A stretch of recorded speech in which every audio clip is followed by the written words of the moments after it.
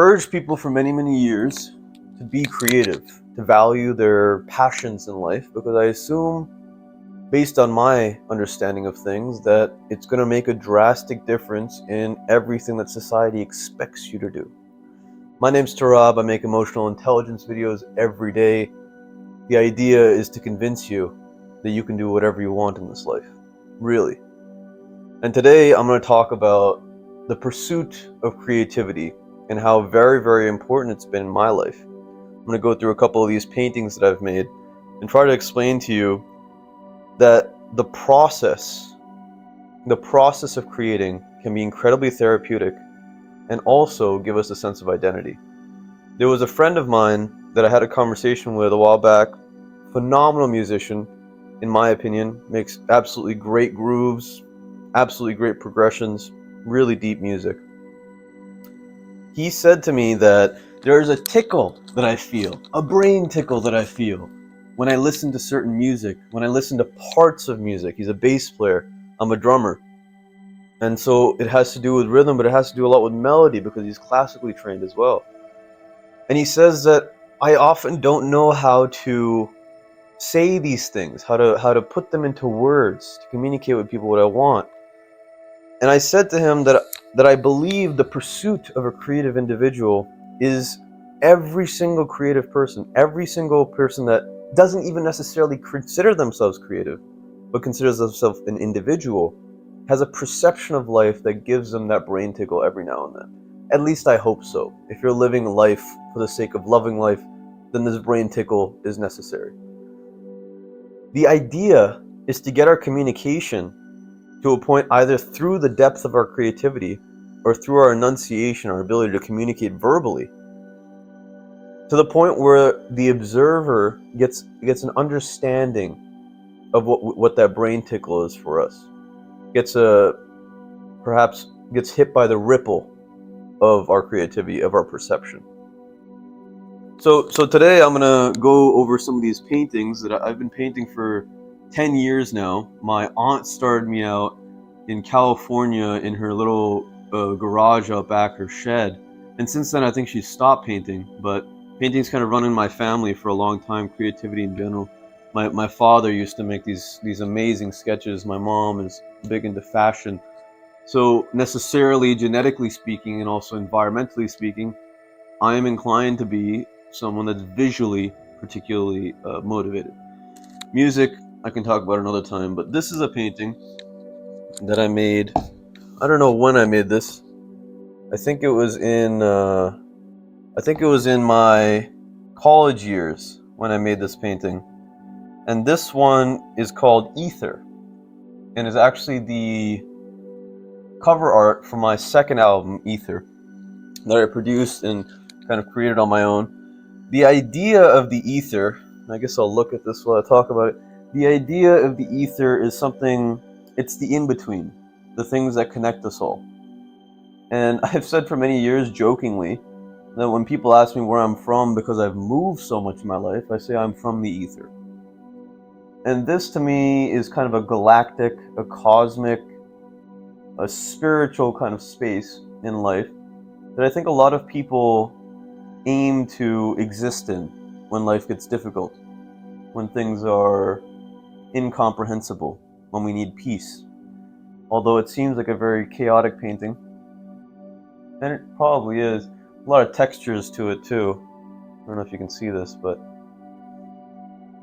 they're getting warped over time. But yeah, this one's called Ether. Let me know what you think. Next one I wanted to show you. This one I don't believe has a name, but if I would name it something, I'd say Contrast. It'd be a clashing of worlds.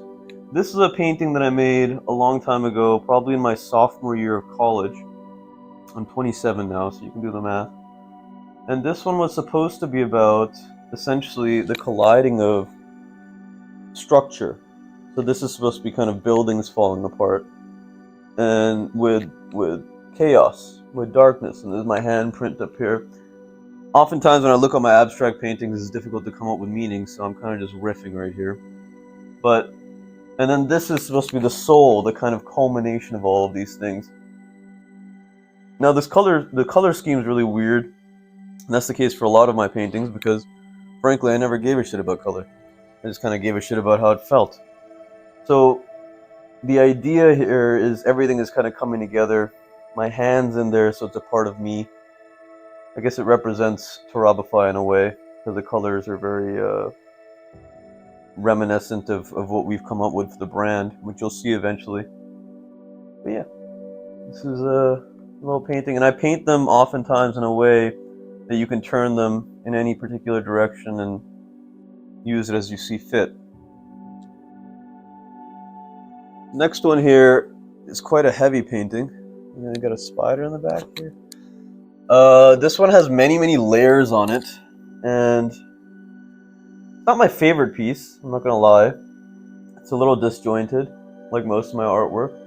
But frankly, I create it for the sake of creating currently. I'm improving. This one I also created a couple years ago. But the idea is the elements. So earth, water, fire, and wind. And it's supposed to be kind of a river going through a forest, and then the eventual destruction, maybe from a volcano or something. But as you can see, not particularly skillful, maybe particularly skillful, but really just riffing. A lot of this artwork is kind of just riffing. And I've gone to art shows in the past, and I've seen things like this, and I always laugh to myself, and I say, wow, I would never buy that in 100 years. But it's so much a part of me that I feel like it's deserves to be shown to someone. And I think that's something that, as creative people, that's kind of our mission on this planet, to show people our perception of life. So this is kind of the four elements. Things that are a bit chaotic, but work hopefully. Oh, I broke a little part of it. Hopefully, things that inspire us in some way. And then the last one I'll show you. Hopefully, you find this interesting. You can skip ahead if you don't. But this one is always funny to me because this is probably my first, like, maybe my third painting that I ever made. And the funny part about this is I don't believe in this style at all because it's kind of vanilla. It's kind of something that anyone can come up with. It's something that I kind of just made, thinking to myself, well, yeah, there's people have made this artwork and I've seen it up places, so let's make something like this. And I've gone out of my way in the years since to make artwork that is very unique, for better or worse.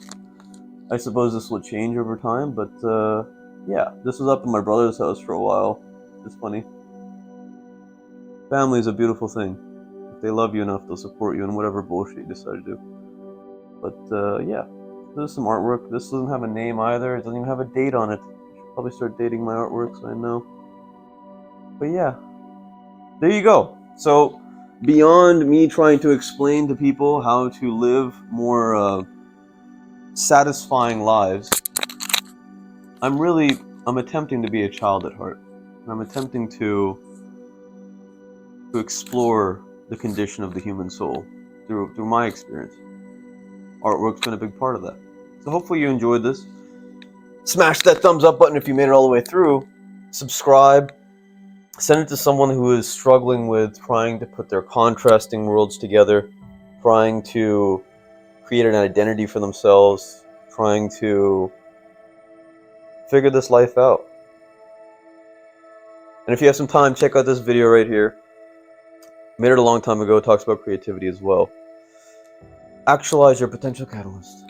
This world needs you. Take care.